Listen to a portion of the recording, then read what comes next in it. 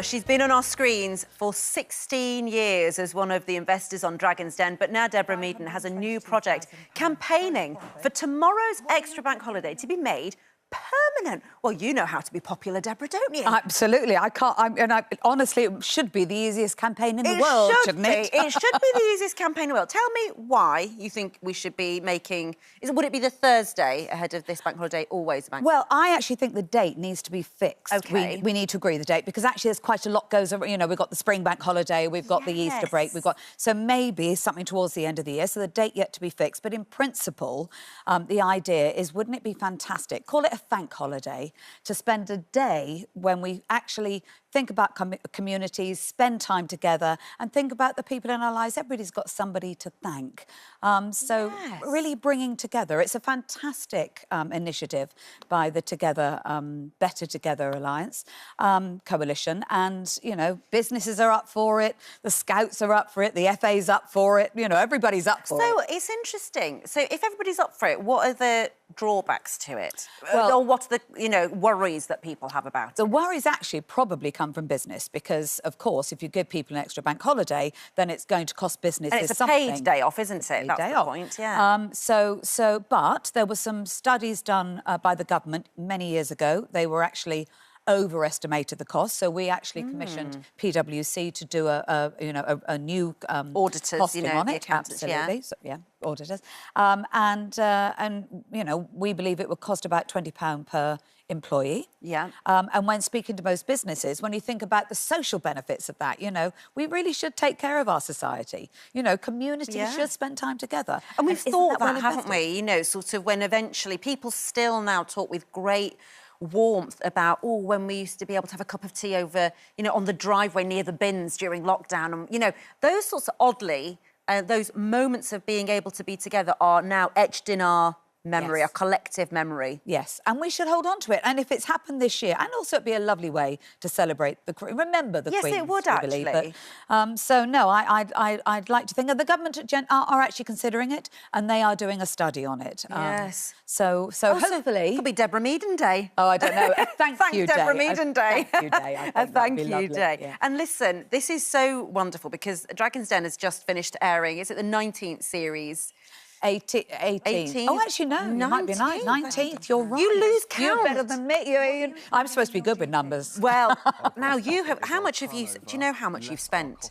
You must do, on investments. Do you know, I don't know the number. I think it's over 6 million, but I don't know the actual... I don't know the actual number. Absolutely incredible. Well, we had 3.3 million, but I think that that's just the initial investment. But in terms of your time and what you put into it, is it 63 businesses, I think, you've tried to help? Now, how much of that money in 16 years do you get back? Or is that not really... Obviously, you barter for the equity and all of this, and it is really about making a true... It's not charity, you are working. It is business, but it's mixed. I mean, I've always said in life, you don't get everything right. Yeah. But you've got to get more right than you get wrong. And I'm definitely on the right side of Dragon's Den. Not every business works, you know, and sometimes the relationships just don't work. And sometimes I just say life's too short to be fighting against each other. But then I've got some absolutely storming businesses, you know, and it's so rewarding.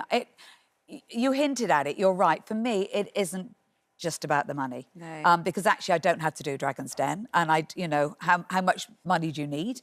But actually it is about seeing those tiny little acorns grow into something. And seeing a spark in someone that someone saw in you, or, you know, passing it on. That is so true. But, you know, I was just talking about it when I was in makeup, saying, people have helped me along the way. Yeah. I kind of feel I must help. I should help other people along the way. So that's, for me, that's as much what Dragons is about. But it is a business. It isn't a charity. I've got to see a spark in the person or the business. And, of course, what's interesting is that Dragon's Den is so much sort of ahead of the curve in many ways because it looks towards, and it's been looking towards, eco-friendly, sustainable businesses. And you, yourself, you live that in your life now, and indeed in the businesses that you are more willing to invest in. That's true. I mean, when I first started Dragons, I promised they called me Swampy.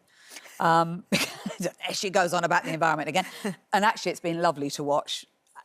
dragons change, you know, everybody worries about sustainability now. But I don't believe that I have I don't have a right to have a voice if I don't myself behave in that way. And that means heavily reduced flights.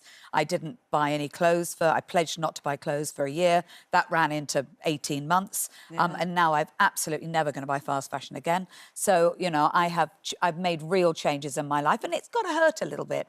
It doesn't really hurt. No. You know? But you know what's interesting, though? There you say, and I think this is sometimes the dilemma that, you know, with the cost of living crisis that many people, some of our viewers will be facing, is that people might say, well, it's all right for you to say, you know, I'm not going to buy fast fashion. But for some people, fast fashion is the highest price they can pay. £2 for a T-shirt, £3 for, you know, some shorts for your kids or whatever, to go on a holiday. That is the most they can do. Do we have to be careful about that? We do have to be careful about that, but actually we also need to think that we can reuse and rewear and vintage wear, and actually it's completely fine to keep wearing the same clothes again. You know, when I first started Dragon's Den, I wouldn't dream of wearing the same outfit twice. That red jacket you just saw me in, that's done 3 series on Dragon's Den. You know, and nobody says, oh, she's wearing the same old jacket. So I think we're changing a little bit. And, how has Dragon's Den changed your life? Because I understand that you almost, well, a couple of times, decided not to do it. You were not interested at first. I wasn't. I mean, I did. I said no twice. I mean, thank goodness they persisted, because I absolutely love it. But I was worried it would change my life. You know, I created a very nice life for myself. I was really worried that being in the media spotlight would cut across that. But actually, it isn't like that. Dragon's Den is in the business environment. So people don't rush up to me saying, oh, can I have your autograph?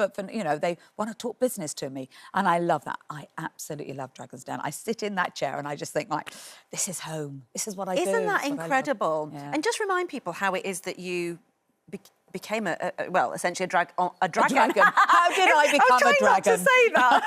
I don't know how else to say it. But in a sense that they found you, because what were you doing before you became famous? Well, I'd just sold a business for many millions of pounds, and I was in the top 20 female entrepreneurs in the country, which I didn't even know. But I think that they were looking for a female entrepreneur. I was on that list, and they, you know, I had a screen test. They obviously liked what they saw, and I loved what I did. You know, the first 2 no's, I hadn't had a screen test. As soon as I had a screen test, sitting amongst the other dragons, and I thought, they needed someone like you in it. That's what it was. They needed someone. Deborah, absolutely brilliant to see you, and good luck with your campaign. Thank you. Yes, good luck. Let's go for it. Yeah, going into Rishi Sunak, isn't it? So let's see what happens with the permanent thank you day, which would be lovely. Thanks so much, Deborah. Lovely to see you. Now, don't forget, you can watch full episodes of Lorraine on the ITV Hub, and all the best clips, compilations and playlists right here on our channel. Just subscribe now and you'll never miss an upload. Click here to watch another video similar to this one, or click here to head to our channel's homepage to explore all of our exciting videos.